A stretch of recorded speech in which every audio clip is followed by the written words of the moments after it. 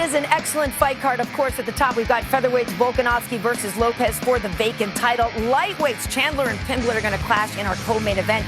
We've got featherweights Mitchell versus Silva. More featherweights with Rodriguez versus Patricio Pitbull.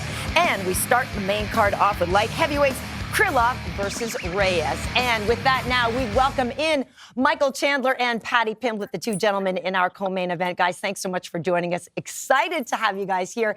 Michael, I'm going to start with you. Real quick question.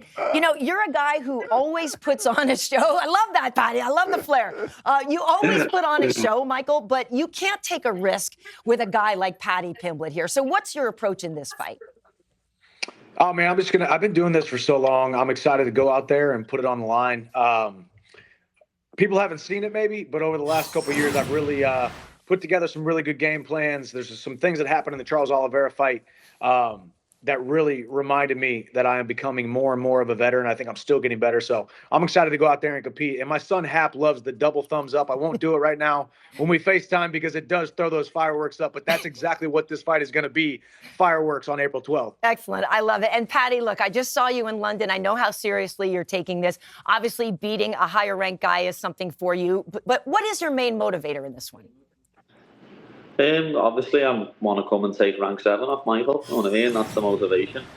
Want to stop getting called a prospect and start getting called a contender. So that's the goal. The goal is always to become world champion. And obviously, the extra motivation is my babies. You know what I mean? I've got to put food on the table for them. And if I lose, I won't be getting anywhere near as much. So there's no such thing as losing. We just come in to win. Mm-hmm. And I got a question for both of you guys. You know, this is a fight where you're both going out there with something to prove. And along the lines of what you just said, Paddy, about the prospect, both you guys seem to have doubters that just continue to linger for both of you. What has that been like, and why do you think that's the case for you in particular, Paddy? I don't know. I think it's because I still look like a 16-year-old boy. You know what I mean? People look at me and look at the hair and think that I'm not a fully grown man when I am now. You know what I mean? People think it before I get in the cage with them, and then when I get in the cage with them and they feel me strength and they feel me technique, they get a sudden realization. And for you, Michael, same thing. You know, you're a guy that's got to go out there and prove yourself again and go out there against somebody like Paddy. But again, the doubters continue to linger for both you guys. What do you think it is about your style or about you as a fighter that keeps the haters kind of floating around? It's going to happen, man. I mean, hey, the sport of mixed martial arts, it is a sport at the end of the day. You got to focus on the X's and the O's and the wins and losses. But when it comes to strength of schedule, when it comes to a guy who came in and said what he was going to do and then do it, fight the Mount Rushmore first ballot Hall of Famers of the who's who of the lightweight division, that has been my strength of schedule thus far. But I'm not taking Paddy lightly. An absence of strength of schedule is not the presence of weakness. I'm looking at Paddy like he's the most dangerous guy who I could possibly face on April 12th. Even if he is self-proclaimed, looks like a 16-year-old boy, but he doesn't fight like that. And we're going to go out and we're going to put on a show for the fans. And Michael, one more for you, buddy. Just along the lines of how do you balance your desire to be as entertaining as you are and always have been with the desire to just get that much-needed hand raise? I'll tell you what, I've never looked at it like balance, man. Since I was 14 years old, I threw my entire self into hand-to-hand combat. I've never once hit the brakes. I've never once slowed down. I've never once taken no for an answer. Sometimes it gets me a win. Sometimes I take a loss. But I always pick myself back up, and I get in these big fights. Now here we are, co-main event, 5 rounds, Miami. I plan on coming to steal the show, man, and I'm excited to go out there, mix it up with Paddy. I think he'll feel it right away in the first exchange. I am like no other guy that he has fought in his past. With that being said, I'm going to go out there to fight to get my hand raised. Paddy, my first question is for you. Listen, Mike Chandler has had a long historied career of these crazy fights, just memorable moments against some of the best fighters in the world. And when you look at the straightforward style that he brings into the octagon, what part of that style do you think plays into your favor in this fight? Everything, to be honest. Other people who he's fought, he's not wrong. He's fought first ballot Hall of Famers, lad. Know what I mean? He's fought Poirier, he's fought Gagey, he's fought Charles, all like the best lightweights in the division for the past 5 years. But I think I'm going to make it look easier than they did. Know what I mean? They play into Mike's style. day, stand there and brawl with him. I think anywhere this fight goes, I'm going to win. To be honest, the only way I lose here is if I get hit with a big, crazy, wild shot on the chin.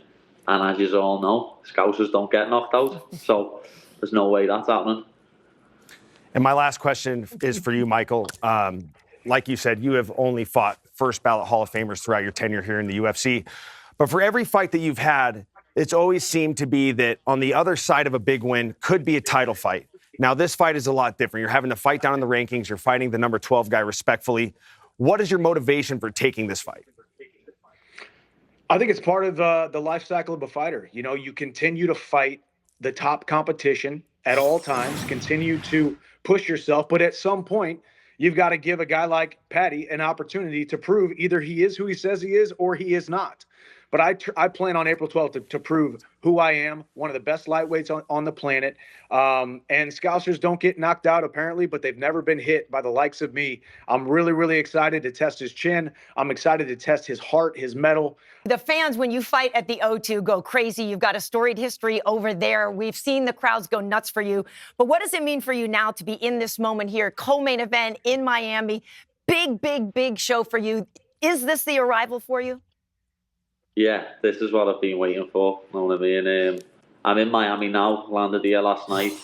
I've had a couple of little walks around the streets and in the shops, and all the people are greeting me and asking for photos and stuff like that. So I know Mike lives in Miami, well, he trains in Miami. Don't know if he lives in Miami, but I'll be honest, I'm not the away fighter here. Like, some people go into the Lions then and get booed.